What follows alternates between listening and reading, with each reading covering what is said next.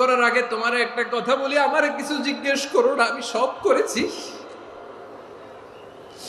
এমন কোন পাপ নাই যে পাপ আমারে দিয়ে হয় নাই।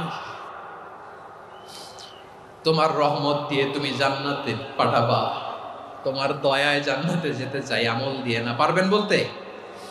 কিয়ামতের দিন আমরা বলবো, আল্লাহ আমার আমল দিয়ে জান্নাত চাই না, আমি তোমার দয়া দিয়ে জান্নাত চাই। তোমার দয়া ছাড়া আমার কোনো উপায় নাই। লিল্লাহি তাকবীর। নারায়ে তাকবীর, নারায়ে তাকবীর।